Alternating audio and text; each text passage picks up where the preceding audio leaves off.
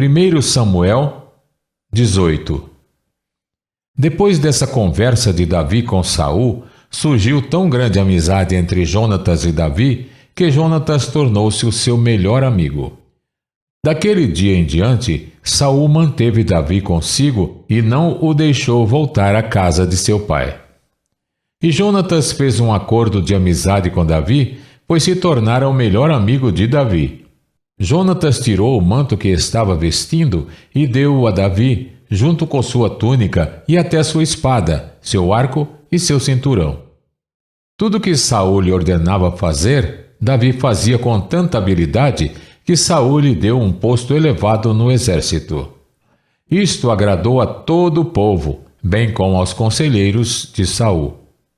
Quando os soldados voltavam para casa, depois de Davi ter matado o filisteu, as mulheres saíram de todas as cidades de Israel ao encontro do rei Saul, com cânticos e danças, com tamborins, com músicas alegres e instrumentos de 3 cordas. Enquanto dançavam, as mulheres cantavam: Saul matou milhares e Davi dezenas de milhares. Saul ficou muito irritado com esse refrão e aborrecido disse: atribuíram a Davi dezenas de milhares, mas a mim apenas milhares. O que mais lhe falta senão o reino? Daí em diante, Saul olhava com inveja para Davi. No dia seguinte, um espírito maligno mandado por Deus apoderou-se de Saul e ele entrou em transe profético em sua casa, enquanto Davi tocava harpa como costumava fazer. Saul estava com uma lança na mão e a atirou dizendo: encravarei Davi na parede. Mas Davi desviou-se 2 vezes. Saul tinha medo de Davi porque o Senhor o havia abandonado e agora estava com Davi.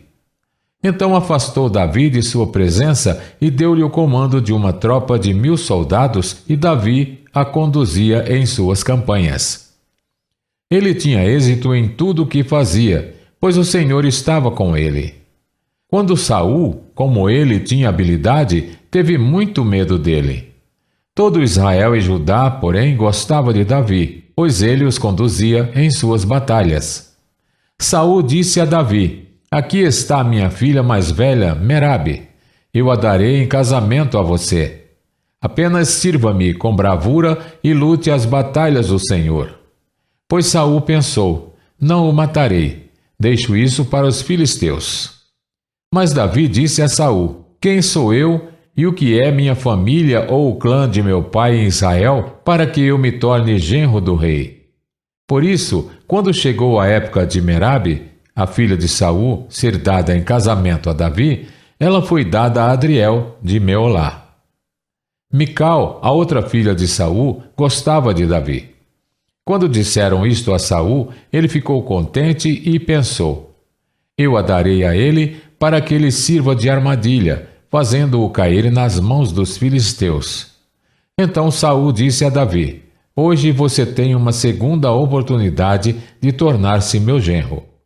Então Saul ordenou aos seus conselheiros que falassem em particular com Davi, dizendo: o rei está satisfeito com você, e todos os seus conselheiros o estimam.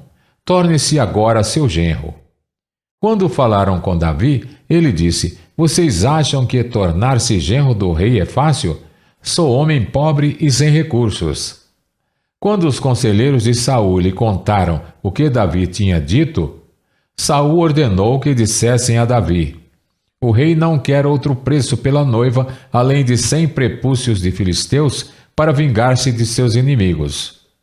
O plano de Saul era que Davi fosse morto pelos filisteus. Quando os conselheiros falaram novamente com Davi, ele gostou da ideia de tornar-se genro do rei. Por isso, antes de terminar o prazo estipulado, Davi e seus soldados saíram e mataram 200 filisteus. Ele trouxe os prepúcios e apresentou-os ao rei para que se tornasse seu genro. Então Saul lhe deu em casamento sua filha Mical. Quando Saul viu claramente que o Senhor estava com Davi e que sua filha Mical o amava, temeu-o ainda mais e continuou seu inimigo pelo resto de sua vida. Os comandantes filisteus continuaram saindo para a batalha, E todas as vezes que o faziam, Davi tinha mais habilidade do que os outros oficiais de Saul e ele tornou-se ainda mais famoso.